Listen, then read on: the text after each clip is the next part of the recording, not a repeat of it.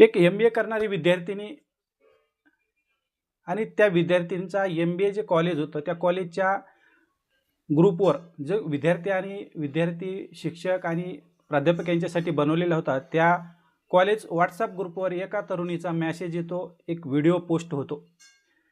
ज्या पद्धतीचा video post होतो त्या पद्धतीने अतिशय भयंकर स्वरूपाचं ते कृत्य दिसत असतं आणि तो व्हिडिओ पूर्णपणे ग्रुपवर आल्यामुळे सर्वत्र चर्चा होते त्याची।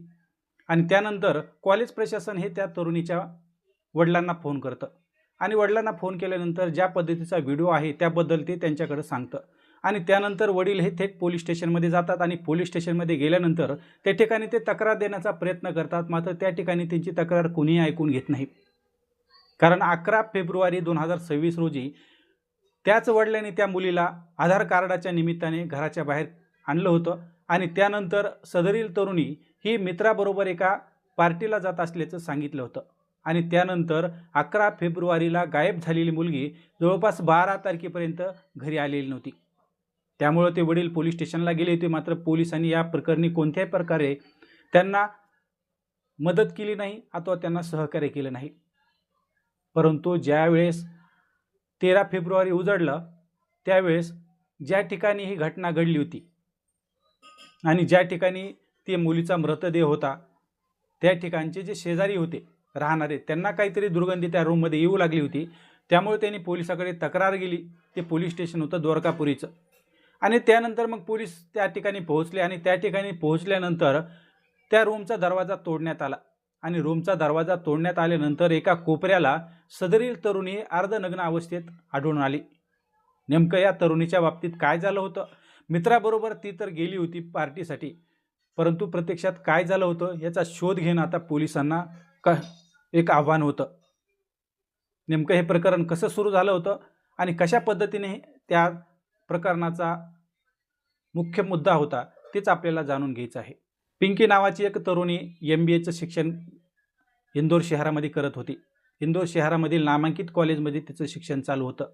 MBAचं द्वितीय वर्ष तिचं चालू होतं। द्वितीय वर्षाचं त्या ठिकाणी शिक्षण घेत असताना त्या ठिकाणी तिच्या मित्रमैत्रिणी त्या ठिकाणी तिने जमवलेल्या होत्या आणि हे सर्व करत असताना दिनांक 11 फेब्रुवारी 2026 रोजी सकाळी 11 वाजण्याच्या सुमारास पिंकी ही तिच्या वडिलांना घेऊन घराच्या बाहेर पडली। निमित्त होतं आधार कार्ड अपडेट करण्याचं। आता घरातून बाहेर पडल्यानंतर एका ठिकाणी ते थांबले, एका ऑनलाईन सेंटर त्या ठिकाणी ते गेले होते। त्या ठिकाणी त्यांनी आधार कार्ड देखील दुरुस्तीसाठी टाकलं होतं। मात्र त्यानंतर त्या ठिकाणी पिंकीला पियुष नावाच्या मित्राचा फोन आला आणि आपल्याला एका मैत्रिणीच्या वाढदिवसाच्या पार्टीला जायचं असल्याचं त्यांनी सांगितलं। आता पिंकीला ज्या पद्धतीने पियुष बोलला होता त्या पद्धतीने ते दोघंही त्या ठिकाणाहून जाण्याचं त्यांचं ठरलं होतं। त्यानंतर पिंकीने वडिलांना सांगितलं की मी माझ्या मैत्रिणीची पार्टी आहे त्या ठिकाणी मित्र आणि मी जात आहोत आणि त्यानंतर काही का 1-1.5 तासानंतर पुन्हा पिंकीने तिच्या मोठ्या बहिणीला देखील फोन केला की आम्ही पार्टीसाठी मित्राबरोबर जात आहोत। आता त्यानंतर जवळपास आता पार्टी होईपर्यंत पिंकीच्या बहिणीने देखील फोन लावला नाही आणि वडिलांनी देखील त्यांना फोन लावला नाही। परंतु ज्यावेळेस रात्रीचे 9 वाजले, 9:30 वाजले, 10 वाजले तरी बी पिंकीचा कोणत्याही प्रकारचा रिप्लाय आला नाही। त्यामुळे तिच्या बहिणीने तिला फोन लावला, परंतु त्यावेळेस तिचा फोन बंद येऊ लागला। त्यानंतर हे फोन लागत नसल्याचं वडिलांना सांगण्यात आलं। वडिलांनी देखील प्रयत्न केला, फोन लागत नव्हता। मात्र रात्रभर पूर्ण वाट पाहिली पिंकी घरी येईल म्हणून, परंतु पिंकी काही घरी आली नाही। पिंकी घरी न आल्यामुळं प्रत्येकाच्या काळजाचा ठोका चुकला होता आणि योगायोग पहा दुसऱ्या दिवशी म्हणजे 12 फेब्रुवारी 2026 रोजी जो MBA कॉलेजचा जो व्हॉट्सअप ग्रुप केलेला आहे त्या व्हॉट्सअप ग्रुपवर आक्षेपार्ह व्हिडिओ पिंकीचा दिसून आला आणि तिच्याबरोबर एक तरुण देखील त्याच्या सोबत असल्याचं दिसून आलं। मात्र तरुणाच्या चेहऱ्यावर इमोजी लावलेला होता त्यामुळे त्याचा चेहरा ओळखू येत नव्हता। ज्यावेळेस कॉलेज प्रशासनाच्या व्हॉट्सअप ग्रुपवर हा व्हिडिओ शेअर होऊ लागला त्यावेळेस कॉलेज प्रशासनाने पिंकीच्या वडिलांना फोन केला आणि पिंकीच्या बाबतीत जो आक्षेपार्ह व्हिडिओ होता त्याविषयी त्यांना सांगितलं। आता वडील तर रात्रीपासून चिंताग्रस्त होते, कारण पिंकी कुठं भेटत नव्हती, परंतु ज्या पद्धतीचा व्हिडिओ आला होता त्यामुळे ते अधिकच घाबरून गेले आणि थेट त्यांनी पोलीस स्टेशन गाठलं। पोलीस स्टेशनमध्ये गेल्यानंतर त्या पद्धतीचा व्हिडिओ त्यांनी त्या ठिकाणी दाखवला आणि त्याच वेळी त्यांनी पियुष सिसोदिया म्हणून जो तरुण होता त्यावर आक्षेप घ्यायला सुरुवात केली.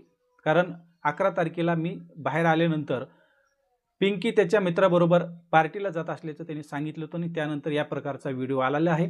आणि व्हिडिओ आल्यानंतर तिचा एकही मोबाईल लागत नाही, तिचे दोन्ही मोबाईल बंद आहेत. त्यामुळे त्याचा तपास लावण्यात यावा अशा प्रकारची विनंती पिंकीच्या वडिलांनी पोलिसांना केली. मात्र पोलिसांनी या प्रकरणी कोणत्याही प्रकारचा त्यांना मदत केली नाही अथवा सहकार्य केलं नाही. त्यानंतर जवळपास 1 दिवस गेला होता. 1 दिवस गेल्यानंतर पुन्हा 13 फेब्रुवारी 2026 रोजी ज्या ठिकाणी ही पिंकीचा व्हिडिओ काढण्यात आला होता त्याच परिसरामध्ये दोरकापुरी पोलीस स्टेशन आहे. त्या पोलीस स्टेशनमध्ये एक फोन येतो आणि फोन आल्यानंतर त्यामध्ये सांगितलं जातं की एका रूममधून, त्यांच्या शेजारच्या रूममधून एक दुर्गंधी येत आहे. नेमकं काय प्रकरण आहे हे आम्ही काही सांगू शकत नाही, कारण रूमला लॉक लावलेला आहे. त्यानंतर दोरकापुरीचे पोलीस त्या ठिकाणी पोहोचले आणि पोलीस त्या ठिकाणी पोहोचल्यानंतर त्यांनी दरवाजाचा जो लॉक होता ते तोडून टाकला आणि तोडल्यानंतर आतमध्ये प्रवेश केला. मात्र आतमध्ये ज्या पद्धतीनं पिंकी त्या ठिकाणी दिसली होती ती अर्धनग्न स्वरूपात होती. एका कोपऱ्यामध्ये तिचा तो मृतदेह पोलिसांना दिसला. पोलिसांनी तिच्या अंगावर पांघरून टाकलं आणि त्यानंतर हे प्रकरण कसं काय घडलं याचा शोध घेणं पोलिसांसमोर आव्हान निर्माण झालं.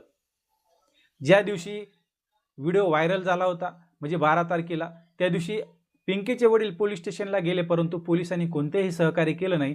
त्यामुळं ज्या ठिकाणी घटना घडली होती त्या दोरकापुरी पोलीस स्टेशन अंतर्गत पोलीस त्या ठिकाणी पोहोचले आणि त्यांनी हे सर्व प्रकरण शोधून काढलं होतं.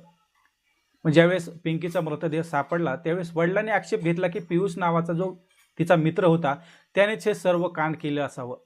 एवढंच नाही तर तिने ते पार्टी करत असताना पियुष याने पिंकीवर अत्याचार केला आणि त्यानंतर तिने विरोध केला असेल म्हणूनच त्याने तिला मारलं असावं असा संशय देखील पोलिसांसमोर व्यक्त केला.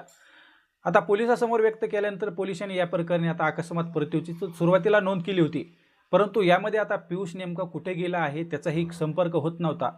या प्रकरणामध्ये पियुष आहे की अजून कोणी अडकलेलं आहे याचा देखील आता पोलीस शोध घेत आहेत.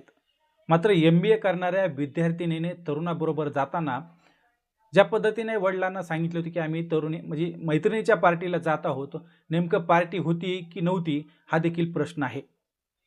मित्राबरोबर गेलेली पिंकी अखेर 3 दिवसानंतर तिचा मृतदेह सापडला होता. त्यामुळं मित्रांनो एक विचार करा, कोणीही मित्र मैत्रिणी जवळचे असले तरी आपण त्याच्यावर किती विश्वास ठेवायचा हा देखील महत्त्वाचा प्रश्न आहे. यामध्ये आपल्याला कोणाला बदनाम करायचं नाही, परंतु या घटनेवरून आपल्याला एवढंच सांगायचं आहे की सतर्क राहा, काळजी घ्या आणि चॅनलला सबस्क्राईब करा.